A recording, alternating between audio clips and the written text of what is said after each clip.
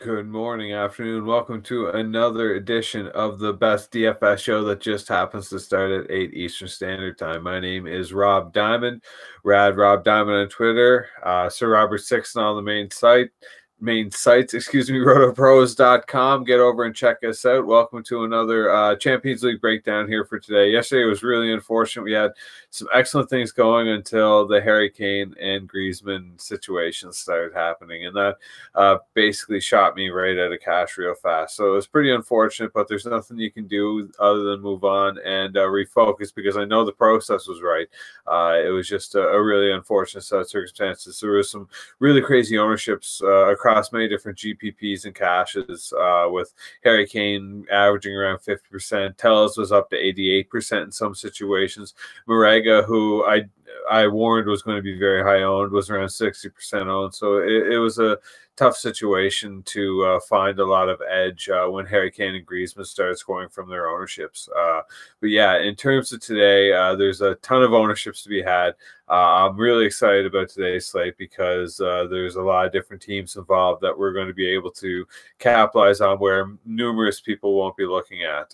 So as always, let's right away and jump into the screen share. And the first thing on board here, let's bring up the schedule. So yeah, quickly review yesterday. With Madrid winning, that basically puts Bruges and Monaco out, no matter what, because even if Bruges win out, basically, well, I shouldn't say that. Either Dortmund or Atletico now is needing at least a draw in their remaining two games against Bruges and Monaco each. So yeah, that's not a big ask at all. And basically, as soon as either of them get, or both of them get, at least a draw, Bruges will be out. Monaco's already out. It's done now. So they should be setting up shop for the rest of the tournament. This was a pretty interesting slate, too, with Barcelona ending up on top here, still with 10 points now. Milan at 7. Spurs kept their dreams alive. They're at 4 points now. They're going to have to basically win out in order to have any hope. Actually, they're going to have to win out and hope Inter Milan still do worse against PSV. So like they're basically hoping PSV steps up a little bit and they pump Inter Milan. But in any case, this is going to be the group to watch going forward, because Spurs are absolutely going to have to win games, and if they fail to do so by numerous goals, mind you, what's going to happen is they won't advance. So it really wouldn't surprise me to actually see some really interesting sets of games coming from the rest of Group B. For Group C, still incredibly tight as well. Probably the most interesting group in terms of the remaining sets of games. It's totally up in the air. Red Star Belgrade can still theoretically qualify. It's actually not that big of an issue for them, considering their previous results. So yeah, I'm really interested to see how this group will break down, because it's still totally up in the air, with Liverpool falling to Red Star over on the early slate yesterday. And then we have obviously the last group here with Porto and Schalke, and it looks like Schalke will be going through with Porto. It's just a matter of figuring out. Again, Schalke is in a situation where they only need a draw, and basically Galatasaray, there won't be really much they can do. I should say that Schalke need another win against Lokomotiv or Porto, for that matter, to really certify their way through.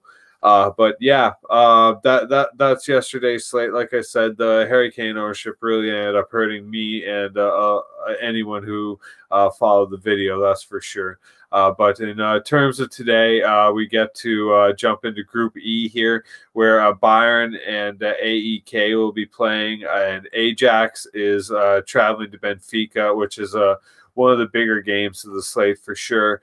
Man City is hosting Shakhtar, and Lyon is traveling to Hoffenheim in Germany. Real Madrid and Plzen are playing, and Roma and CSK are in the early slate. So if you're playing that, I think it's pretty obvious just to try and get some Dzeko.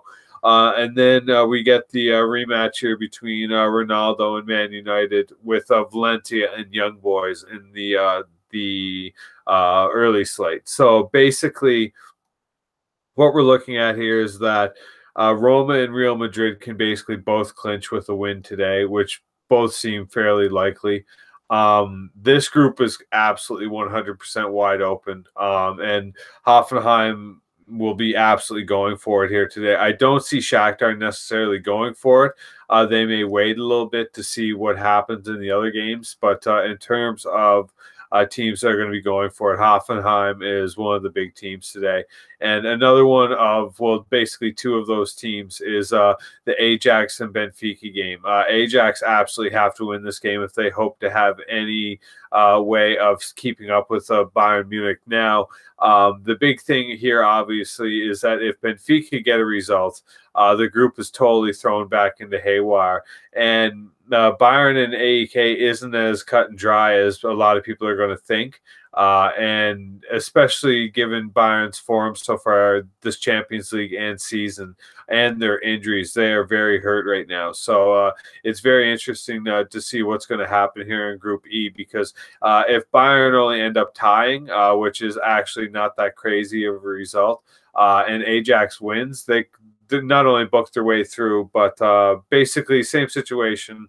They win, they book their way through, because even if Benfica win out, they're only going to get to 9 points, and they'll both already be at 10. So it's another situation where Ajax can book it. And I don't know. I kind of bought into the theory yesterday with Dortmund that they wouldn't be waiting.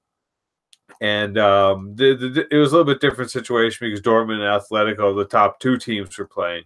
And this is a little bit different where Ajax and Benfica, and like they need to beat Benfica, because they're going to go in assuming Bayern's winning this game. And if Benfica win, that means it's going to be 10-7-6, and Ajax will be throwing their entire tournament into jeopardy. So this is literally the biggest game for Ajax, and much can be said for the same for Man City.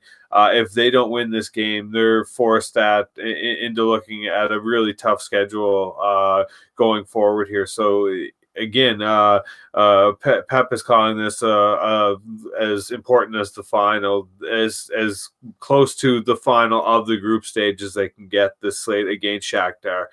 Because if Shakhtar find any kind of result here, it's going to completely throw City's progression into absolute, like I said, use the term again, haywire. But yeah. Then obviously we have Real Madrid and Plzen, and yeah, I don't know. I think Real Madrid's they're gonna have to step on here. Same with Roma. The same situation as above here, where they're not playing each other. Real Madrid isn't playing Roma, so they both need to win to keep pace with each other's assumed victory over the inferior opponent. And this is a big cancel game that I'm really looking forward to, because Juventus don't need to win, and at all in any sense. They've basically, all they need is a draw, and they've booked themselves through. So yeah, that is really my schedule breakdown. Let's jump right into the slate, because like I said, there's lots to digest this slate. Let's pull over the FanDuel as well. Perfect. Okay. So yeah, I'll start with the first game. AEK traveling to Bayern Munich. And as I mentioned before, this isn't going to be as cut and dry as a lot of people are expecting. Bayern are injured right now very badly. James Rodriguez is a maybe. He only played 70 minutes, and he came off hurt in the weekend. Arjen Robben's out. Coleman's out. Who else here? There's someone else too. I thought that was no, not Tolisso. Anyways, the point being, there's going to be some pretty consistent minutes that we're going to be able to target this slate, and there should also be some really interesting floors if James Rodriguez is out, because if that's the case, a lot of the set pieces will fall onto Thiago Alcantara or Kimmich, and I'm assuming in many cases it will be Kimmich this slate. Now, my biggest concern with Kimmich is obviously Bayern just haven't been been playing very well this season. And while double digits is great, that's like barely acceptable scores from his salary, barely 2 times value. So you're really sure, raw points is nice, but there's lots of different options for raw points this slate, and you really don't have to buy into the notion, especially whenever if James Rodriguez gets to start, he's probably going to be one of the more safer cash plays this slate at 9.3K. Should get all the set pieces for Bayern. AEK are dramatically more inferior opponents, so I have no issue looking at him. I think his ceiling may be a little bit capped due to some minutes and injury concerns, but he should do more than enough to get 8 to 10 fantasy points for you. And now I know a lot of people may say, well, why don't you just play Kimmich? And that's what the pivot is. Absolutely. Like if you're not comfortable playing James Rodriguez and his potential lack of minutes, just play Kimmich and have no issues whatsoever. Cash, GPP, you should be fine this slate. It isn't my favorite play at a defense, but like I said, I have no issue with it.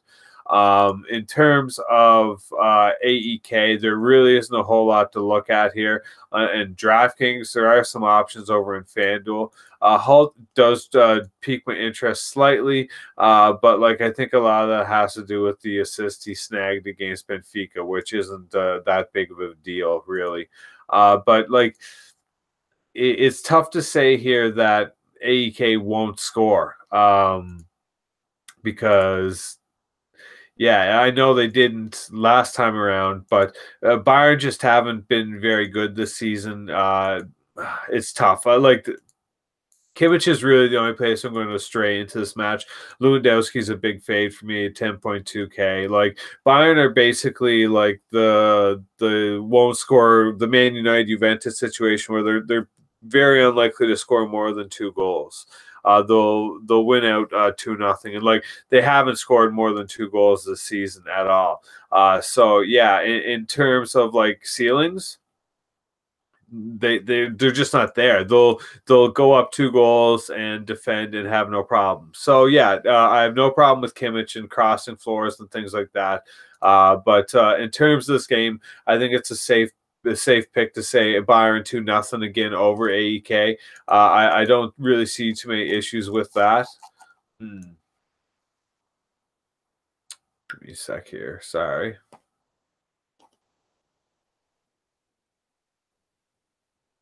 Having issues getting my FanDuel to load.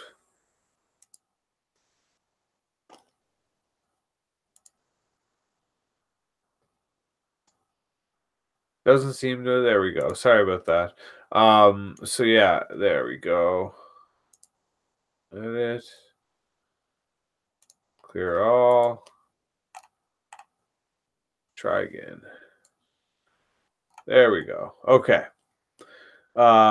Now where are we? Bayern AEK. So yeah, again, Lewandowski at 13.5 on FanDuel isn't necessary when you can literally just pivot to Ronaldo, and Ronaldo's guaranteed to get 2 times the shots and have basically the exact same type of ceiling. And even furthermore, you can probably pivot down to Gareth Bale if you want to take a little bit of risk on some minutes, because it is likely usually that if Real Madrid are going to start opening up here, the big issue for Real Madrid is they have a massive, both Man City and Real Madrid have a big game coming up this weekend. Basically, Real Madrid is in an absolute free fall mode domestically right now, and a lot of people may even suggest that it may carry over here today. We'll be talking about that in a bit. So yeah, in terms of spending up, Lewandowski definitely isn't the place I'll be looking this slate. I wouldn't talk you out of it because AEK are so bad, and the rest of the slate could very easily just not pan out to be very high scoring.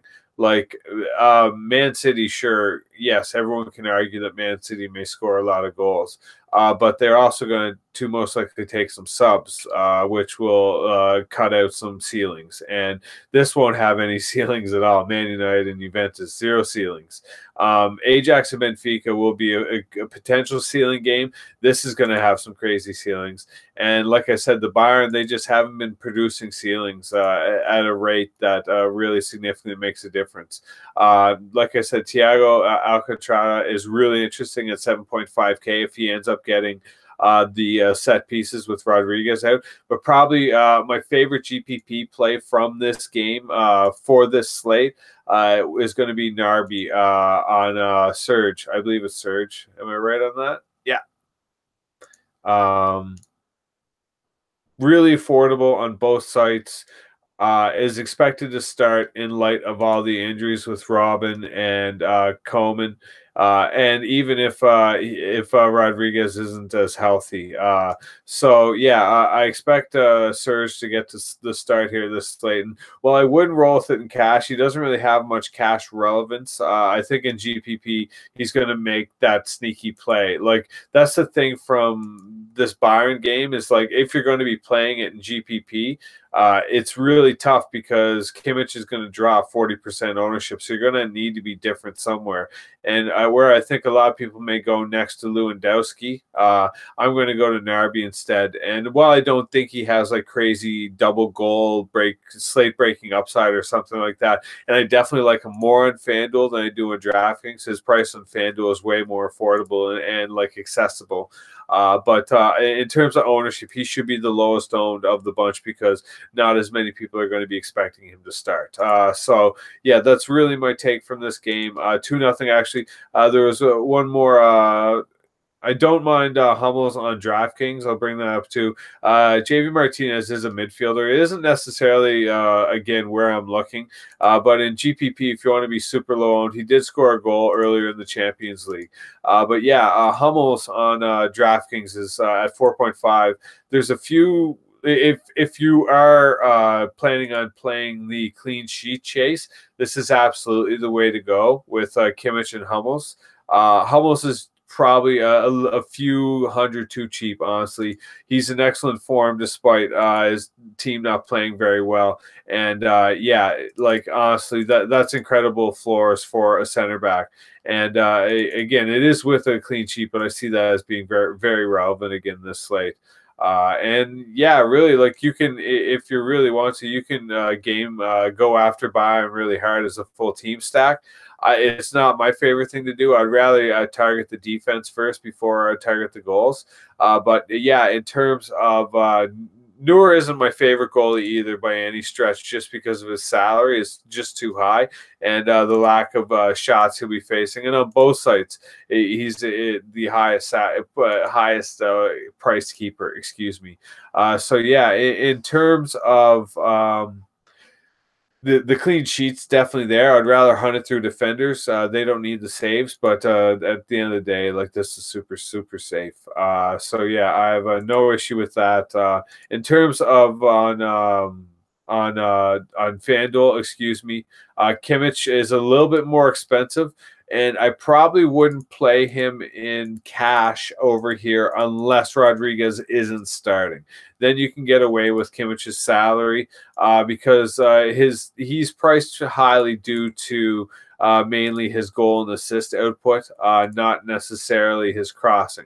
And I know you're like, well, where is it? DraftKings has historical data on this. Like he's been doing this for a while, scoring goals. It's more than likely a 20-point slate coming sooner or later for Kimmich. And with a clean sheet opportunity like today, it's a very real possibility. And on FanDuel, I do like that he's cheaper than Alba. But yeah, in terms of this will be super low owned. And honestly, I'm looking for a Hummels goal or an assist or something in GPP, not just the clean sheet. But yeah, 2-0 Bayern Munich wins over AEK. Next game on the slate, we have Ajax and Benfica, which is probably my favorite game of the slate, if I'm being honest. Benfica have been absolutely brutal so far this season, and though they are priced as the favorites in this matchup, they really do not earn the tag whatsoever. They've been very, very poor domestically. What were the? I wonder if it's right up in here. I want to know. Okay, just a sec. I know what they'll do. Oh, I should have stuck there.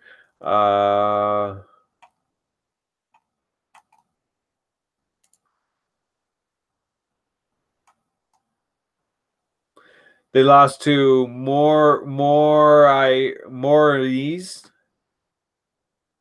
They lost to Belouinez SAD, which I'm pretty sure means like soccer athletic department kind of thing. They lost to Ajax. That was like a cup tie. They barely beat Porto. Barely beat AEK. So yeah, Drew Chavez. Like this isn't the team to really fear. And honestly, their tournament is all but over.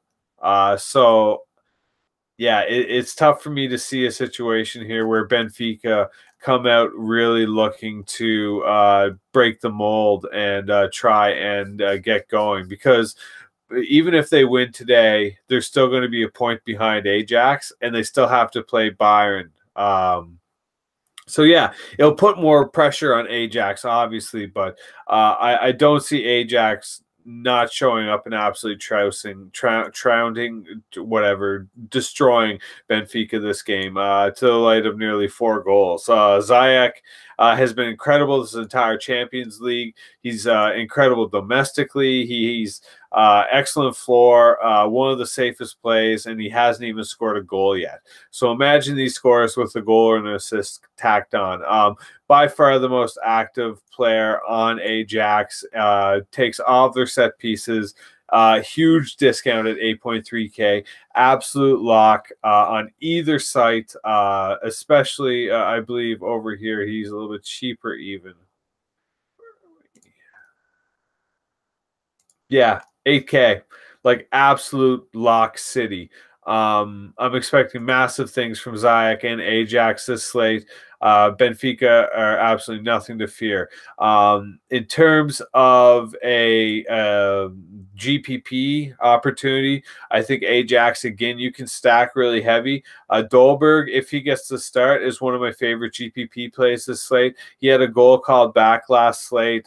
He was incredible. He's a future superstar in the world. He's a wonder kid. Like, you're going to be seeing him playing on legitimate teams here in the coming years, most likely Bayern Munich. So yeah, in terms of someone I can absolutely roll with in GPP, Dolberg from 6.K is a huge steal, and even on FanDuel too, he's way too cheap at 6.5K.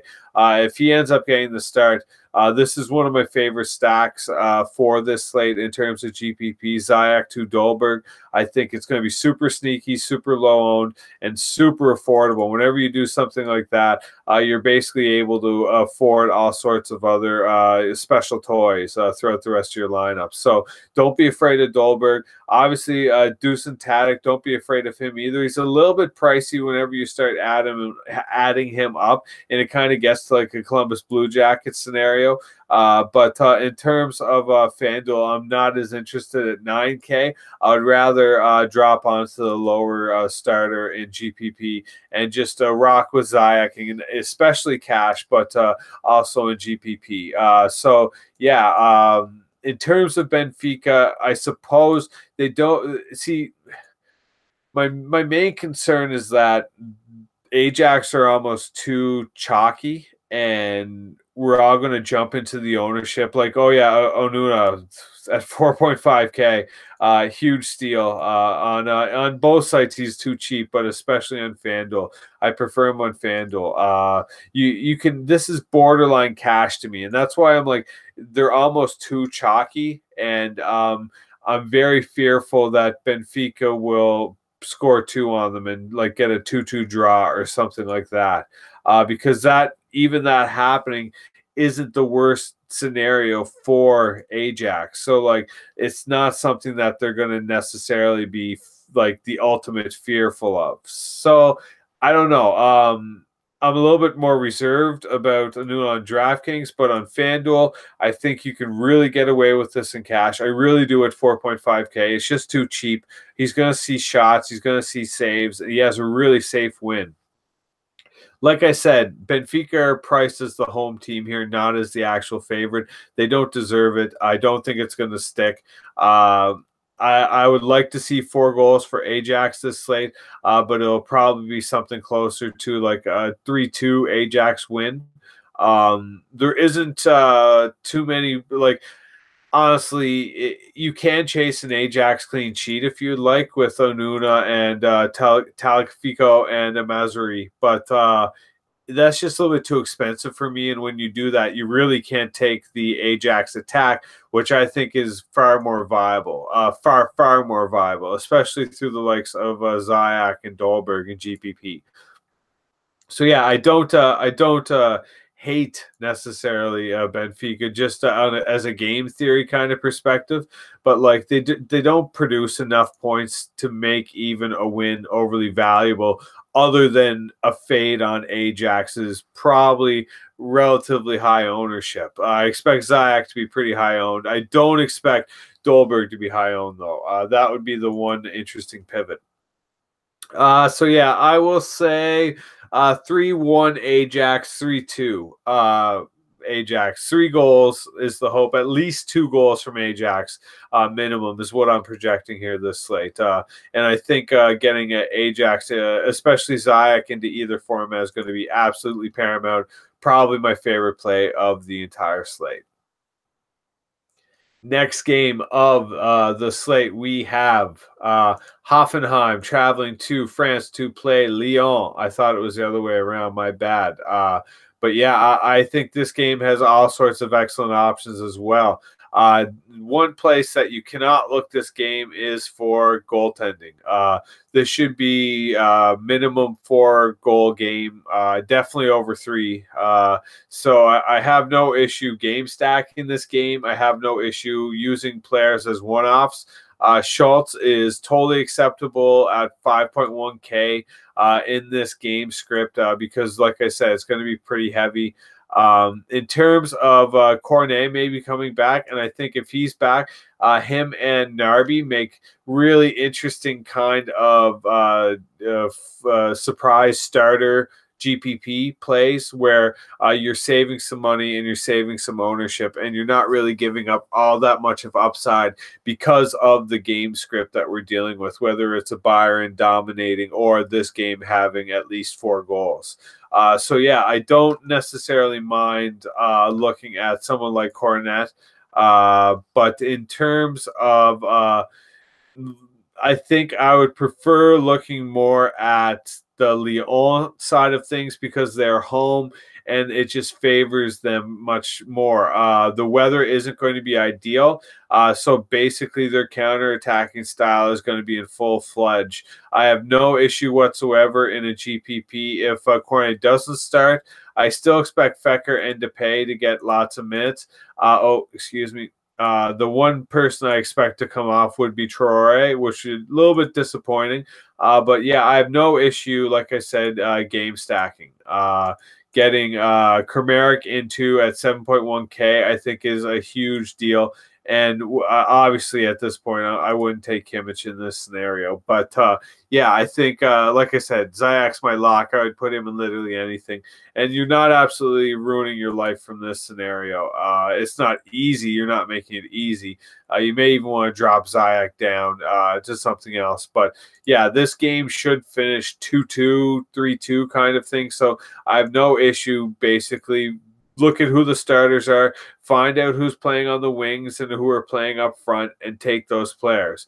And then over on FanDuel, it's a little bit of a different scenario where Depay and Traore, or Depay is up front basically. And like, yeah, Jolton is... he's drawing some interest from a lot of people. Reece Nelson is another interesting potential starter. Just a kid and a future England wonder kid as well. I believe he's owned by Arsenal and he's on loan in Germany right now. But like, yeah, you'll have to choose between Traore, Dembele, and Depay up front here if you are playing this side of the ball. But yeah, I have no issue with Depay in either format on FanDuel. I think he's too cheap, and he offers some excellent upside in a forward position that is honestly lacking a little bit, in my opinion. But yeah, in terms of Fecker, it's just too cheap at 8K. Either format, I have no issue. Now, obviously, at home is a little bit of a different situation here. So that's really what I'm looking to target here. I think Lyon are going to be up for it 100% and are going to be leading the charge. And while Hoffenheim will be playing catch-up most of the game, they'll have no issue doing that because both defenses are pretty inept. So, yeah, I like I said, I have no issue with game stacks. Where is... Oh, he's a midfielder. Look at that. Okay. Yeah. Anyways, I like Bittencourt too. He had a really excellent last game. Like legitimately, like just look at all this, the production. It's very legitimate on both sides. And as you can see, Nick Schultz is actually a midfielder over here. So that's why he's such an impressive option. He does play as a midfielder. So getting him, you're not getting clean sheet, so I prefer taking him into something like cash. I think he'll be super viable this slate in cash. But yeah, I prefer him honestly over Kimmich. That is with Rodriguez starting, mind you. So yeah, let's drop that. We'll keep that there for now. But yeah, I'm going to say 3-2 Lyon with a late winner. Probably a 2-2 draw. My issue is minutes. I'm always concerned about minutes, and you never really know with European competitions what the minutes will pan out like. So, yeah, I do have some concerns over that. But in terms of cash, just get the Schultz and the Ziyech into your cash. I think that makes for, on DraftKings, mind you, makes for one of the sharper starts to a build for sure. And like I said, I'll say 3-2 Lyon. Next game on the slate, we have Shakhtar Donetsk traveling to England to play Manchester City. The long and short of this is Manchester City and Man United play this weekend. So we can expect both of these teams to be looking past this a little bit, especially since neither team necessarily need to win. Given that Man City are more than capable. Well, yeah, I shouldn't say that about Man City. That group's a little bit different. But yeah, in terms of Man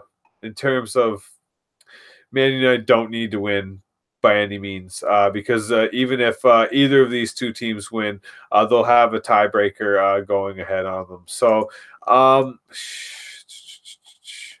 this game has a few plays that you're going to have to use. In particular, Man City, you're going to have to use either Sane in cash or Mahrez in cash.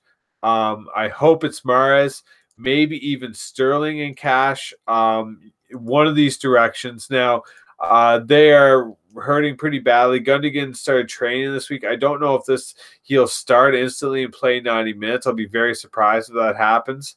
So, like, Bernardo Silva and David Silva are both looking at pretty steady minutes with Kevin De Bruyne ruled out again long term and Gundogan not being at 100%. So it's tough to say. Like, I want to say David Silva will be coming off first because he's older and they'll want to save him for Man United this weekend, but they may just take off Bernardo Silva or even take off both of them. There's even rumors that Fernandinho won't be playing, and John Stones will be playing defensive midfielder this slate. And if that's the case on FanDuel, he's an absolute lock really for either format. Basically, just being able to get the chance of a clean sheet on top of playing defense at only 5K, or excuse me, playing midfield at only 5K. It's just a huge steal. We'll get all still all the defensive points that you need and have offensive upside as well. So yeah, he played defensive midfield during the Carabao Cup a couple times this season so far. It's just a rumor I've heard. It's nothing set in stone yet because both Company and Otamendi are set to return here. And I think Company's probably too cheap at 5K, but I'm not really that interested in anyone other than John Stones in terms of a defensive option. And the same can be said, like you were going to have to choose something to play here, whether it's Mahrez or Sane. The good thing over on FanDuel is that they're the exact same salary, so you can confidently just take one of them in your builds, and then whichever one starts or whatever you feel like doing, you can take one or the other out or play both of them in a duplicate card. I think that's probably one of my favorite ways to attack GPP this slate on FanDuel is the pivot of Mahrez and Sane. So assuming they both start, you can make duplicate cards and in one card put Sane and in one put Mahrez and then take first and second very easily in a GPP. Obviously, you need the GPP card to hit, but that's just the point I'm getting across here.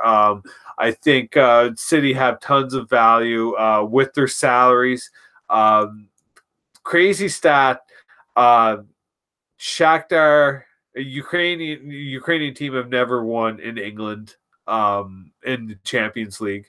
And Man City have actually lost back-to-back Champions League games at home, which I thought was pretty impressive to think about. And then no England team has ever lost 3 straight home Champions League games. So it would kind of be interesting if Shakhtar won this game, would be the first Ukrainian team to win in England. And on top of that, too, be the first, the Man City of all teams in the history, being the first English team to lose 3 straight Champions League home games. So yeah, that's just an interesting narrative. I don't think it's going to happen. I will say one thing about this game. In a brazen attempt to get more fanfare on my Twitter and in the Slack and for my ego, there is a play this slate that will absolutely define everything you do in both cash and GPPPP is viable, but in particular in cash. If you message me, I'll hand you the goods. I will let you know, especially this is for new people. I'm assuming anyone who's been playing DFS, especially Champions League so far, knows who this player is in this game that you need to take in cash if you have any hope of competing in any kind of cash format, because it's going to be so highly owned. Every sharp is going to have it. He tops at literally the top of every sharp chart ownership following every Champions League that he's on the slate. So like I said, if you don't know who it is, take a look through this game, really search through, try and look and find some random spot where there's a player that really stands out. It's going to be very obvious when you find them because you won't think it's real. But yes, and if you just message me and let me know that you've watched the video this far and you appreciate it, then I will gladly hand you the goods. So yeah, there's something in this game outside of what I've talked about, and I'll end this game there. I'll say 4-0 Man City, I think, is the probable result here. Maybe even more than that. I think the Man City stacks are fully engaged. But the one thing I'm going to be avoiding is the Aguero, Gabriel Jesus minutes debacle. I'm not going to touch either of those. If that's where the goals go, that's where the goals go. I know my process is correct and not ruining my PMRs by taking someone I know is going to play 65 minutes and have to hope the entire slate craps out just for that to work. Now, as I mentioned earlier, it is kind of a scenario where the entire slate could crap out. Like Ajax isn't in a world elite team, so like the blowout isn't guaranteed. This could just as easily end 1-1. Bayern is most likely not going to score more than twice. These two teams aren't going to score more than twice, and Real Madrid's one of the most out of form Champions League teams or teams in the Champions League right now. So yeah, it could very easily happen that way, but I'm not going to be looking at it. And I'll say, you know what? I'll say 4-1 Man City win, just to be interesting, and hopefully that clean sheet gets ruined for any random ownership, which would be unwarranted on the Manchester City defense on DraftKings. Next game on the slate, we have Manchester United traveling to Italy to play Juventus, and very simply, you can take Ronaldo, you can take Dybala. Either or. I wouldn't take both simply because this game isn't going to shoot out for 15 goals or something crazy. I know it's a hyperbole. It's not going to shoot out for more than 3 goals. Like the max this situation can have, max is a 2-2 draw. Like that, unless like literally they keep handing each other penalty shots over and over and over and over, it's not going to get to 3 goals. Each of them aren't going to get there. Now, Man United don't need to win this game. They can comfortably take a loss or a draw. Focus on Man City this weekend for the domestic, which may be a little bit more important, and then deal with the easy remaining games in their group as they go. In terms of a result here. I'm thinking again a 2-1 Juventus, 1-0 Juventus kind of game. Exact same as last slate, exact same as the slate before that, and the exact same as every single Man United and Juventus Champions League slate it's been for the past 2 or 3 seasons. Like this is just the way the teams play. Since Mourinho took over, this is how Man United play. They don't look to fill the net, and especially without Lukaku, I really don't see them doing that. And like the injuries here are again pretty significant with Mandzukic, Douglas Costa, Bernardeschi, Lukaku. Who else? Fellaini most likely out. Emery Can's still dealing with injuries. Chiellini's unlikely. Dalot's not likely to play. Valencia is most likely out. So, like, this isn't a game where we can say, yeah, look at all these crazy ceilings we're going to get because we have 2 excellent informed teams just going at it. Like, they couldn't be further from the truth. So, I'll be very surprised, honestly, if Man United score this slate if Lukaku doesn't start.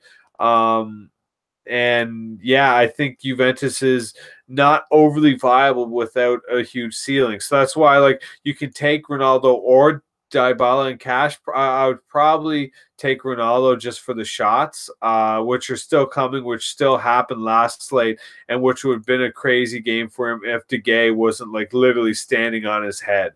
Ronaldo scored a goal's worth in shots against Man United last slate at Old Trafford.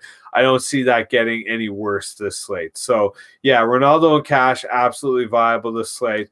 Not an issue whatsoever, especially if you pick out that guy I'm talking about from the previous game. So a result from this, I guess we can check out FanDuel really quickly to see what lies over here.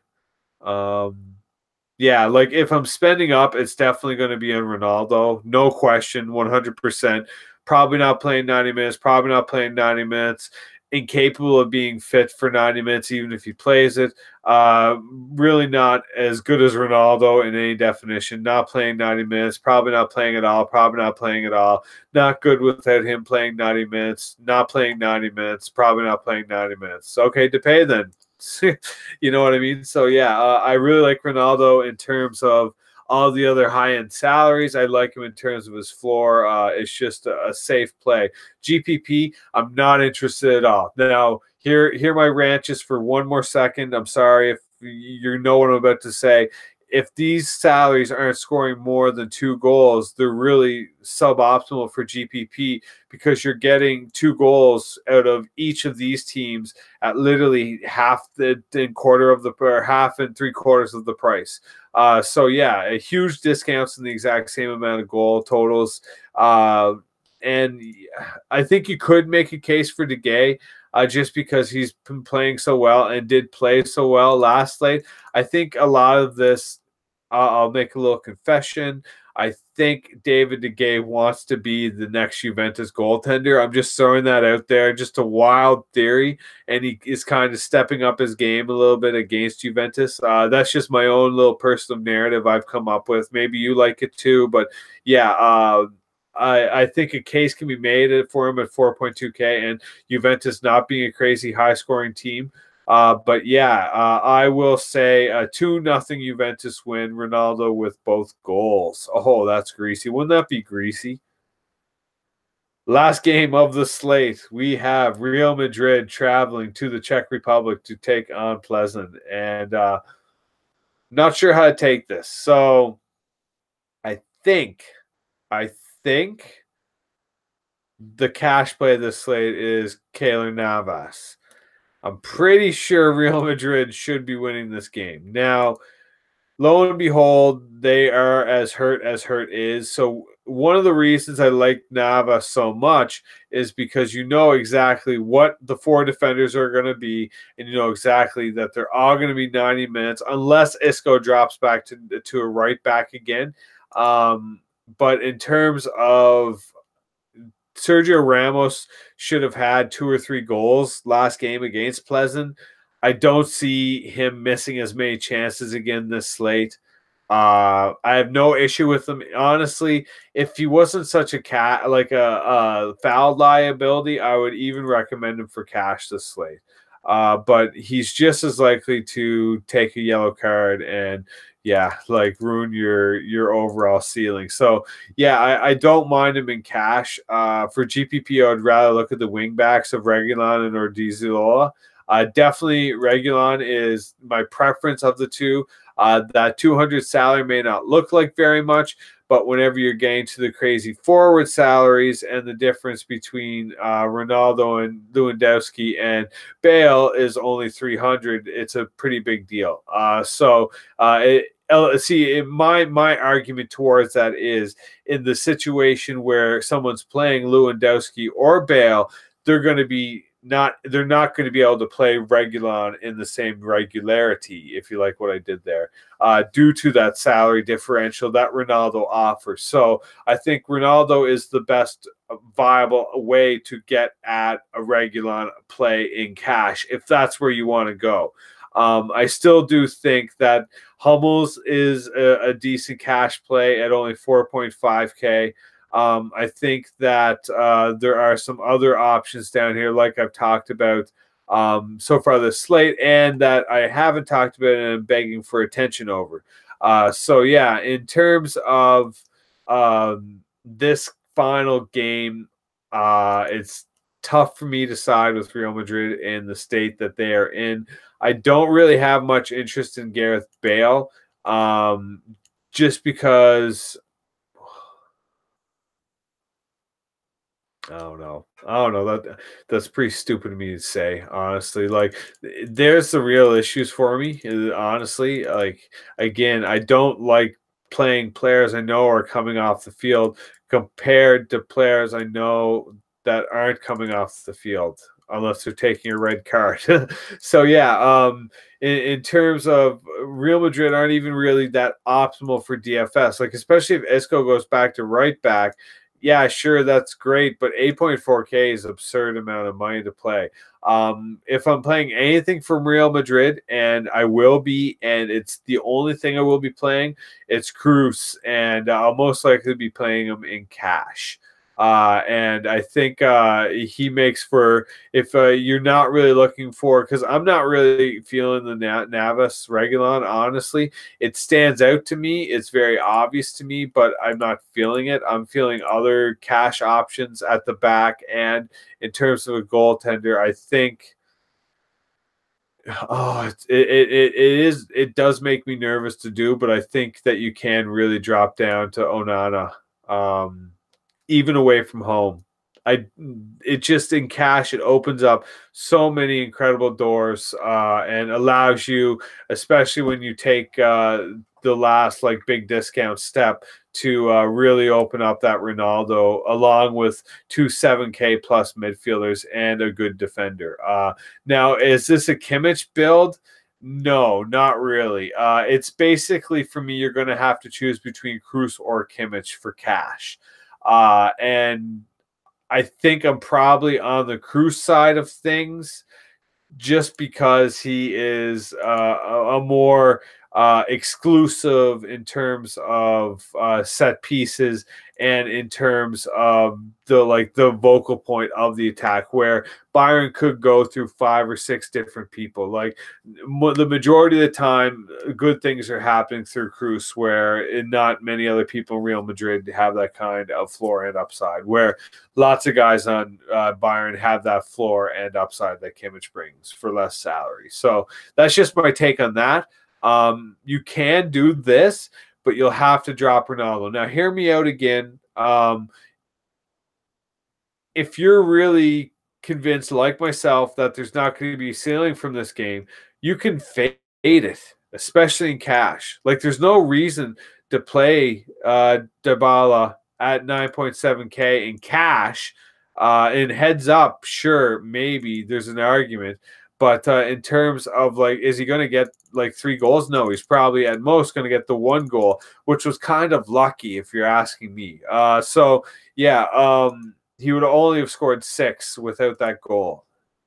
Like, 8.5K, okay. 8.5K, okay. He's going to cross the ball as much as Ronaldo's going to shoot.